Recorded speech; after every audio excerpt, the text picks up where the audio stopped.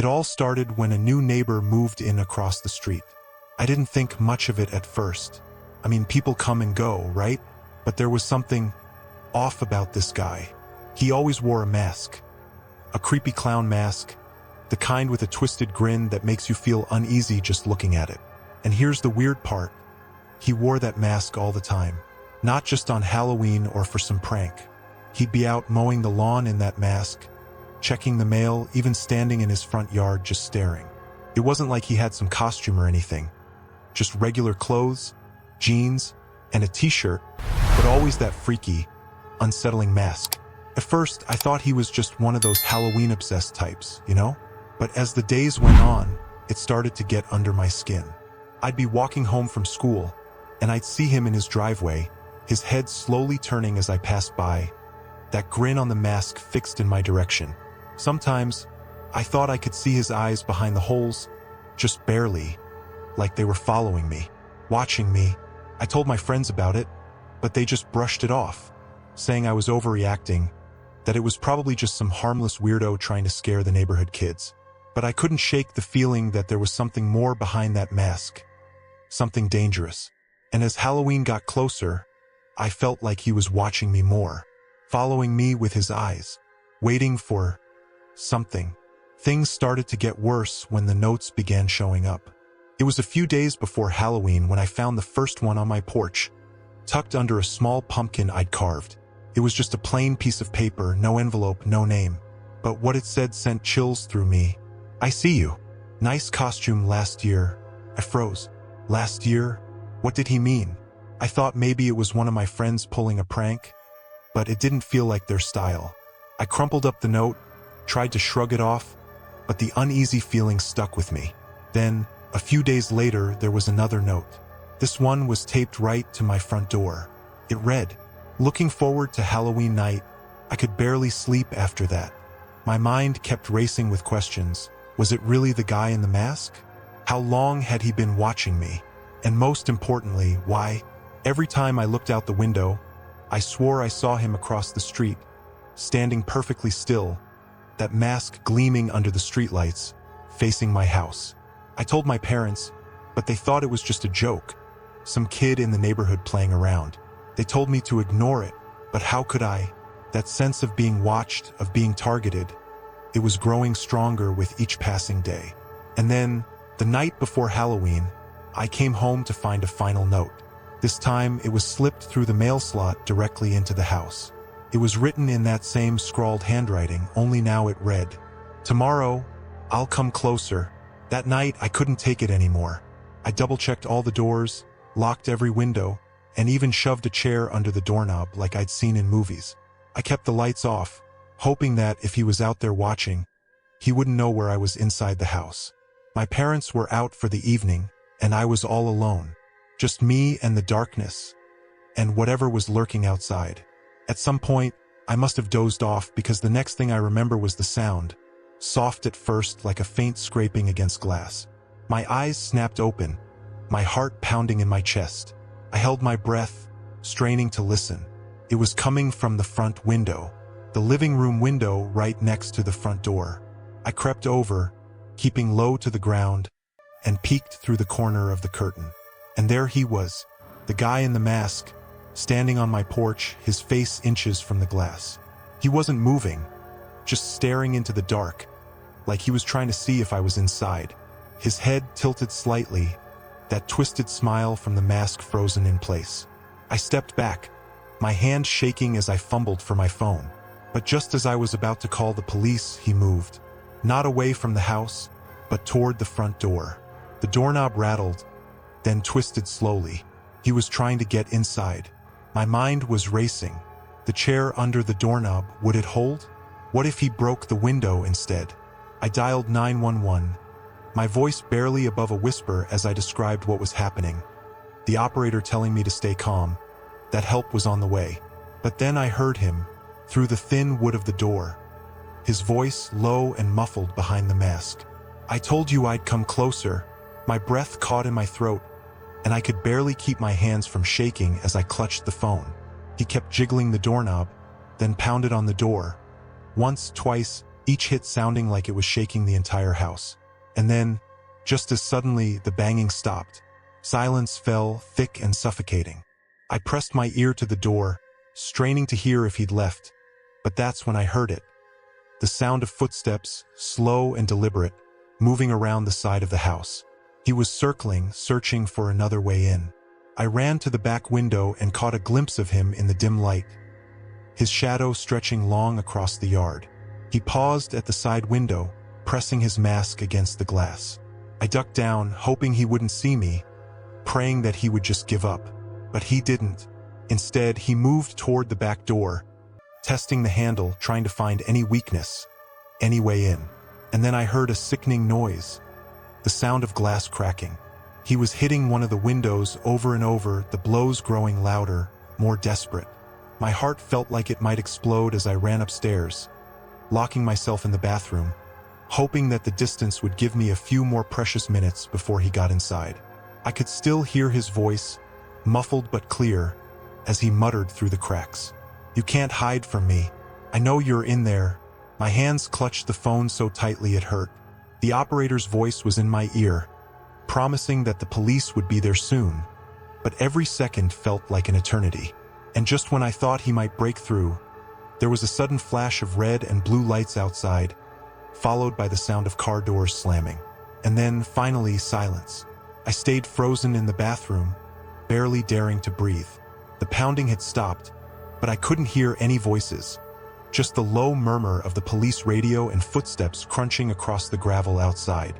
Finally, there was a knock on the front door, and a voice called out, "Police! It's safe now.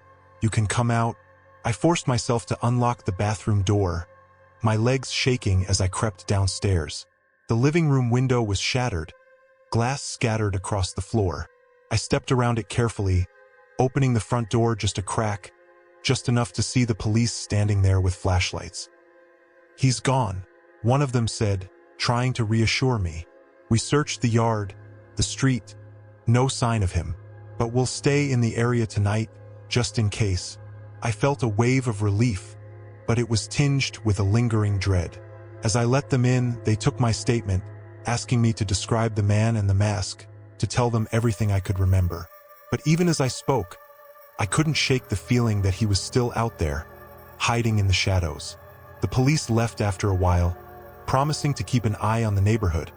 But that sense of safety I'd always had in my own home was shattered along with that window. I tried to sleep, but every creak, every rustle outside sent my mind spiraling back to that mask. Those words, "You can't hide from me."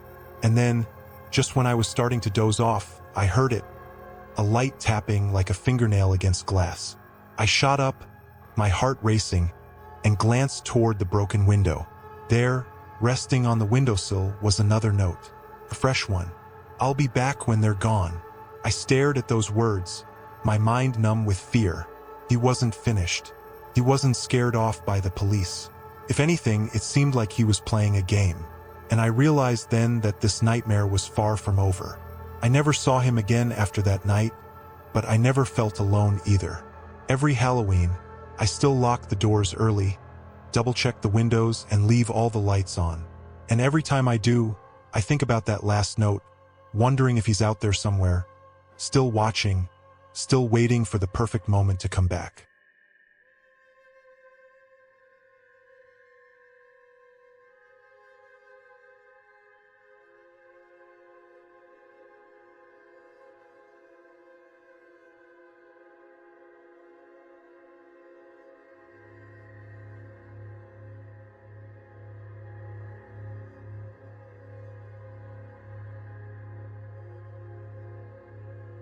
I grew up in an old house on the edge of town, the kind that creaks at night and has too many shadows in the corners. My parents always joked that it had character, but to me, it just had too many places for things to hide.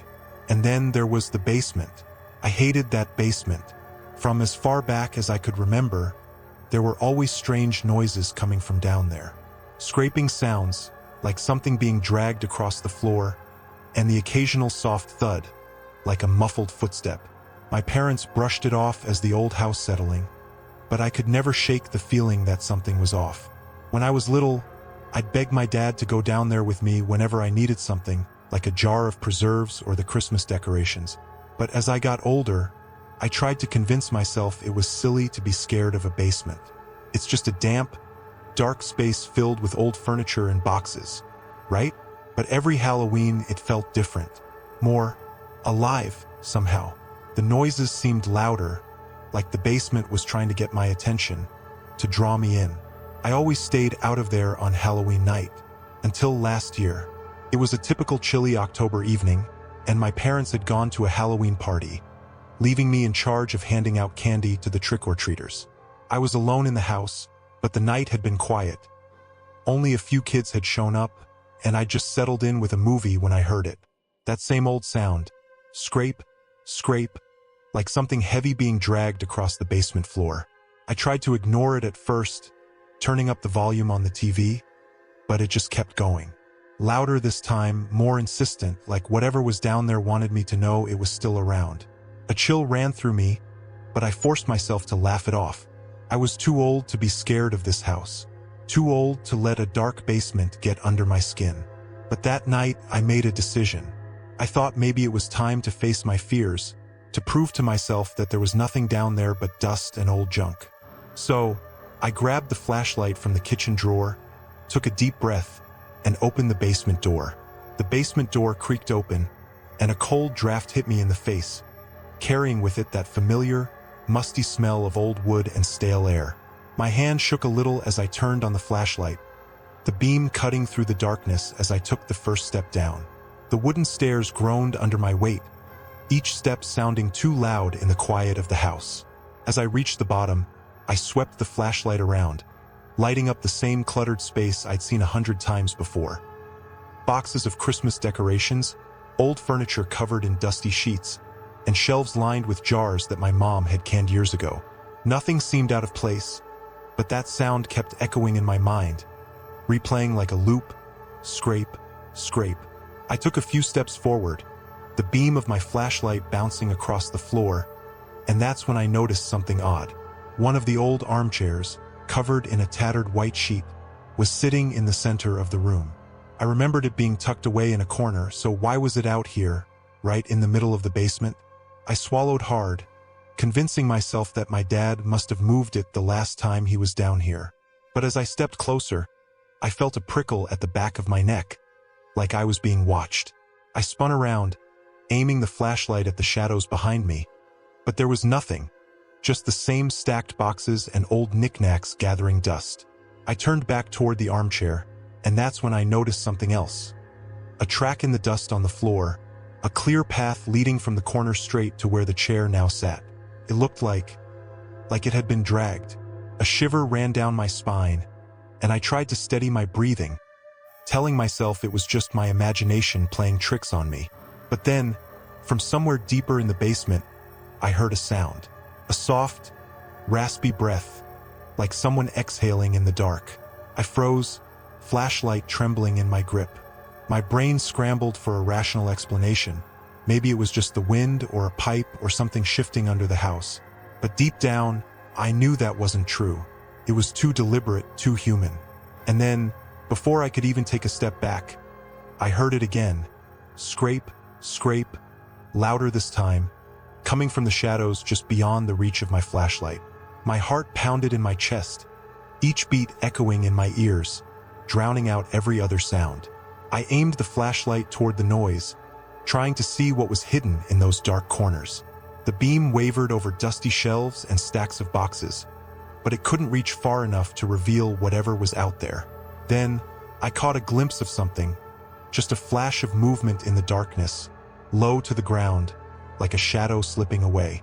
My stomach dropped, and I took a step back, my mind racing with thoughts of what I might have seen. But I forced myself to hold steady, to keep looking. I had to know what was making that sound.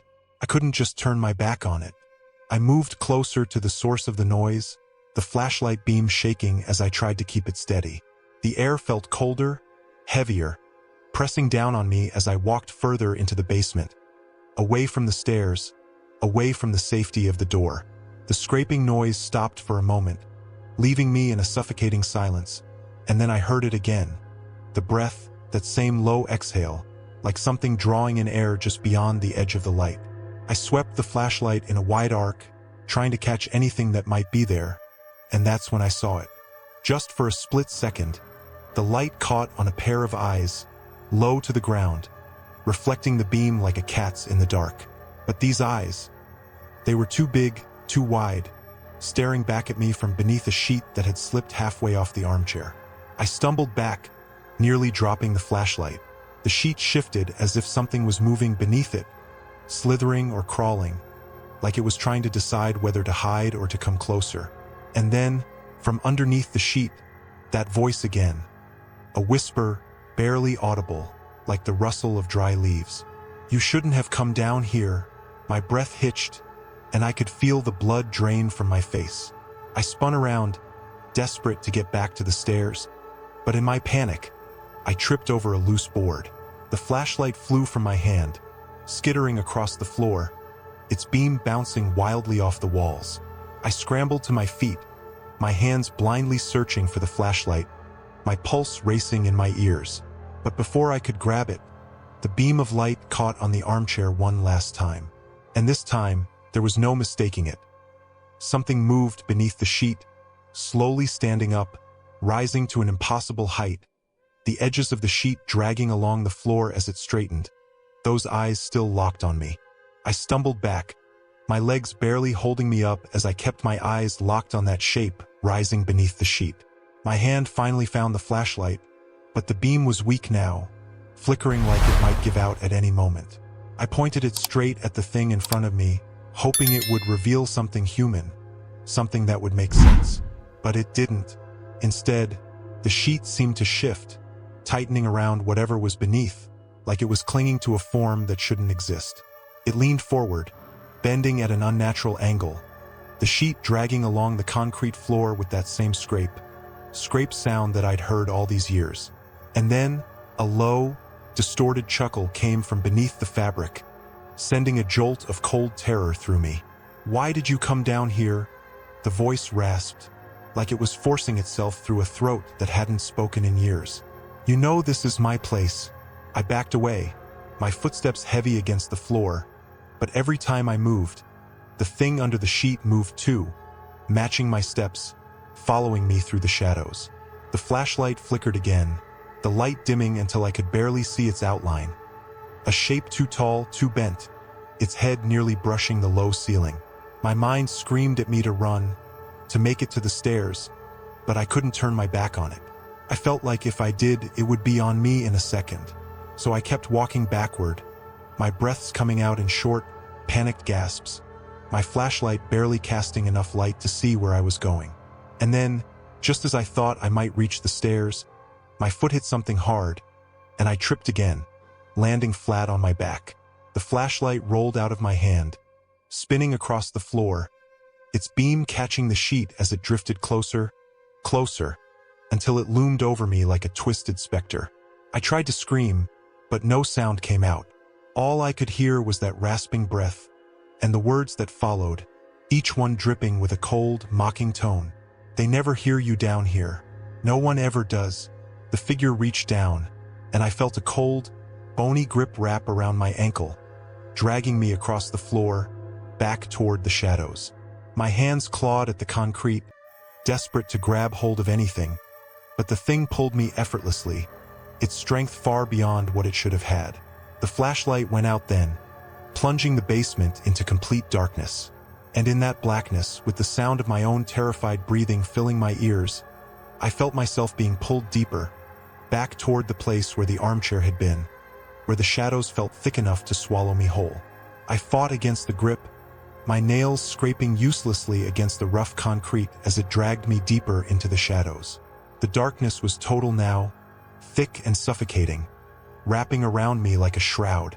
I couldn't see anything, only feel that icy, skeletal hand around my ankle, pulling me toward the farthest corner of the basement.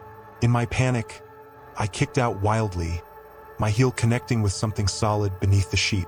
It hissed, a sound like steam escaping a broken pipe, and the grip on my leg loosened for just a moment. I scrambled up, my fingers frantically searching for the flashlight in the dark. I found it, flicking it on with trembling hands, aiming it toward where the shape had been. For a heartbeat, I thought it was gone. But then, from the darkness, I saw it again. Those eyes, glinting just beyond the edge of the beam, watching me.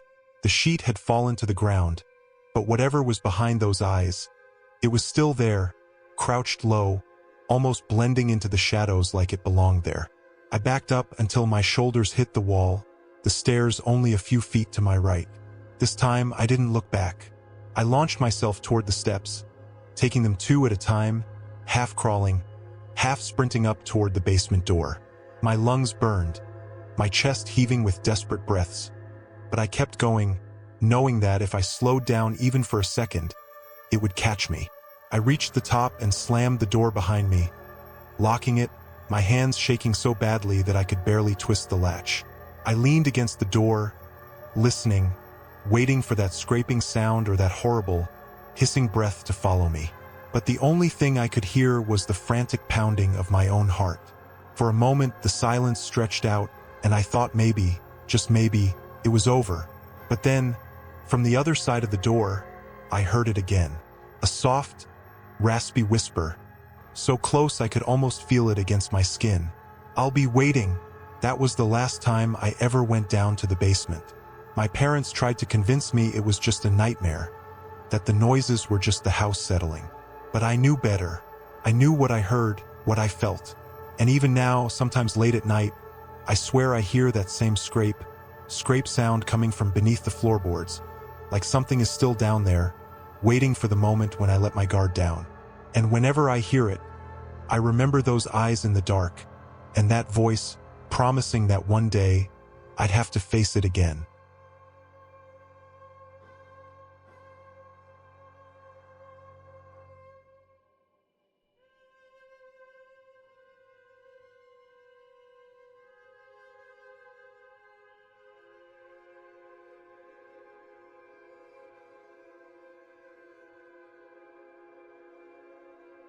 It was supposed to be a fun, harmless Halloween tradition.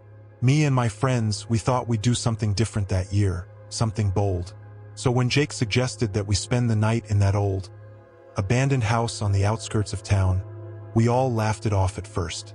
But you know how it is when you're with friends. No one wants to be the one who chickens out. The place had a reputation. People said it was haunted, that it had been empty for decades ever since the last owner died there, alone and under mysterious circumstances.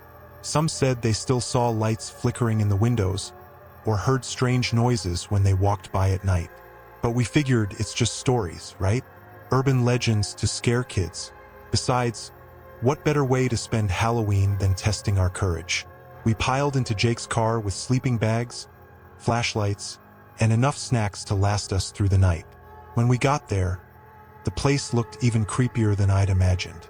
The house was 3 stories tall, with boarded-up windows and a roof that sagged like it was tired of standing for so long. Ivy had grown wild, crawling up the walls, making it look like the house was being swallowed back into the earth. We laughed as we broke open the old, rusty gate and made our way up the overgrown path to the front door. But there was a tension in the air, a heaviness that settled over us the moment we stepped onto the porch. Jake, always the bravest, gave the door a shove, and it creaked open with a sound that echoed through the empty halls. We stepped inside, shining our flashlights around the entryway. Dust floated in the beams, and the air was thick with the smell of mildew and something else, something sour like rot. But we tried to keep it light, joking about the peeling wallpaper and the cracked tiles as we explored room after room, looking for a spot to set up for the night. Eventually, we decided on the living room. It had a few old couches, still covered in dusty sheets, and a fireplace that looked like it hadn't seen a flame in decades. We set up our sleeping bags in a circle, right in front of the fireplace, and settled in for the night. It was cold, even with our jackets on, and every little sound seemed to echo through the house like it was alive. But we tried to keep our spirits up, telling ghost stories and daring each other to explore the darker corners of the house alone. Still, I couldn't shake that feeling, like there was something wrong with the air in that place, something that pressed down on you, made it hard to breathe. As the night went on, Our laughter started to fade, replaced by that uneasy silence that seemed to seep out of the walls. We decided to explore a bit more before trying to get some sleep. Jake, always the ringleader, dared us to check out the basement. Typical, right? We were all nervous about it, but no one wanted to be the one to back down. So, with flashlights in hand, we headed down the narrow, creaking staircase, deeper into the shadows. The basement was worse than I'd imagined. It smelled like damp earth and something else, something metallic that made my stomach turn. Our flashlights flickered over old shelves lined with dusty jars, piles of rotting wood, and a rusted-out furnace that looked like it hadn't been used in years. But then, near the back of the room, we noticed something strange. A wooden door that didn't match the rest of the house. It was newer, with a heavy lock hanging from the handle. Jake went up to it and gave it a push, but it didn't budge. He grinned back at us, that same cocky grin he always had when he was about to do something stupid, and said, "Guess the owners didn't want anyone seeing what's behind here, huh?" He gave the lock a few good tugs, and to our surprise, it came loose, falling to the ground with a heavy clunk. The door creaked open, revealing a small room, barely bigger than a closet. It was empty, except for an old armchair facing the corner and a thick layer of dust on the floor. It looked like no one had been in there for years, but that's when I noticed tracks in the dust, like something had been dragged across the floor, leaving a faint trail leading from the chair toward the corner. We shone our flashlights over it, trying to figure out what it could be, and then Jake did something none of us were expecting. He walked over and pulled the chair away from the wall, and behind it, scratched into the plaster, were words. Messy, desperate words carved deep into the wall, like someone had used a knife or their bare hands to write them. "Let me out." My stomach twisted, and I felt a chill run down my spine. The others tried to laugh it off, saying it must have been a prank from whoever lived there before, but no one's voice sounded quite right. And then, from somewhere above us, we heard it, faint but unmistakable. The sound of footsteps, slow and deliberate, moving across the floorboards. We froze, every flashlight beam aimed at the ceiling. It sounded like someone was walking through the living room, right where we'd been just minutes ago. But the thing was, we were the only ones in the house. Or at least we thought we were. We all stood there, barely daring to breathe, listening as the footsteps creaked slowly across the floorboards above us. Each step seemed to grow louder, heavier, as if whoever or whatever was up there was taking its time, letting us know it wasn't in any rush. The air in that cramped little room felt colder, tighter, like it was pressing down on us, making it impossible to think clearly. Jake shot me a look, trying to keep up that bravado, but I could see the fear in his eyes. He gestured for us to head back upstairs, and we all nodded, moving together like a tight little pack. But just as we stepped out of that tiny room, the door behind us suddenly slammed shut with a force that sent a shockwave through the air. We spun around, flashlights darting over the closed door, but nothing was there, just the thick silence pressing in from all sides. And then, from right behind that door, we heard it, a whisper, low and raspy, like someone speaking through a mouth full of dust. It was muffled, but the words sent a shiver down my spine. "You shouldn't have opened it." We bolted. None of us said a word. We just ran up those stairs, nearly tripping over each other in our panic, desperate to get back to the living room. But when we burst through the basement door and into the main room, it felt like we'd stepped into another world. The air was colder than before, our breath coming out in misty clouds that hung in the air. The fireplace, which had been nothing but cold ash earlier, now had embers glowing faintly in the darkness, casting long, flickering shadows across the room. And there, on the couch where we'd set up our sleeping bags, was a new addition, something that hadn't been there when we went downstairs. An old, dusty mirror leaned against the couch, facing us directly. It was cracked, spiderweb fractures running through the glass, and as we shined our flashlights on it, the light seemed to warp and bend, reflecting twisted versions of our own faces back at us. We all looked at each other, trying to figure out who had moved it, but no one said a word. It wasn't until I took a step closer, drawn in by something I couldn't quite explain, that I noticed what was written across the mirror's surface, traced in something dark and smeared, like old blood. "You let it out." I backed away, my legs barely holding me up, and that's when I saw it, movement in the mirror. Not us, not our reflections. Something else, something shifting in the shadows just behind us, slipping out of the basement door that we thought we'd left closed. I spun around, aiming my flashlight at the open doorway, but all I saw was darkness, stretching out like a void. And in the reflection, I saw it, just for a moment. A figure, too tall and twisted, with long, gnarled fingers that scraped against the edges of the doorframe, disappearing back into the dark. I could barely think straight, my mind racing as I tried to make sense of what I'd just seen in the mirror. The others were staring at me, their faces pale, eyes wide with fear. Jake, for once, didn't have any jokes to make. He just kept looking back and forth between the open basement door and the mirror, like he couldn't believe what was happening. "We need to get out of here," I whispered, my voice barely more than a breath.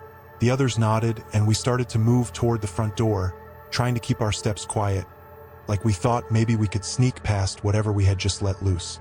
But just as I reached for the doorknob, the whole house seemed to shudder.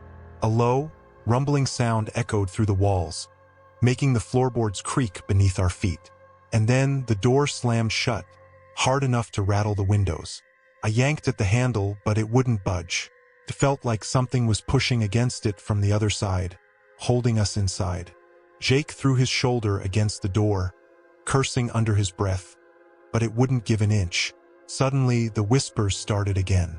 Only this time, they weren't coming from behind the basement door. They were all around us, circling the room, rising and falling like the wind, but with words buried in them. Words I couldn't quite make out, but that sent a deep, primal fear through my bones. Then, out of the corner of my eye, I saw something move. I turned, the flashlight beam cutting through the dark, and there it was, standing in the corner just at the edge of the light, the figure from the mirror. It was barely more than a silhouette, tall and thin, its limbs bending at strange angles, like it didn't quite understand how human bodies were supposed to move. But its eyes, those same eyes I'd seen in the basement, glowed a sickly pale, reflecting the light back at me. It took a step forward, its feet barely making a sound against the old wooden floor. I felt like my legs were frozen, like every part of me wanted to run, but I couldn't tear my eyes away from it. Jake tried to speak, tried to demand to know what it was, but his voice cracked and faded, swallowed up by the shadows that seemed to press closer around us. And then it reached out one of those long, gnarled hands. Its fingers brushed against the mirror leaning against the couch, and the glass cracked even more, the fractures spreading like a web. For a second, it was like time slowed, the mirror reflecting back that twisted figure and our terrified faces, capturing all of it in that fractured surface. The whispers grew louder, more frantic, and the thing turned its head slowly, looking at each of us in turn. Its face, or what little I could see of it beneath the shadows, twisted into something like a smile, crooked and wrong, like it didn't quite remember how. "Thank you," it rasped, its voice like gravel scraping against metal, "for letting me out," and with that, it melted back into the darkness, slipping through the cracks between the walls, leaving us standing there, trapped, with the echo of its words lingering in the air. We stood there, paralyzed, the cold seeping through our bones as the whispers finally faded into silence.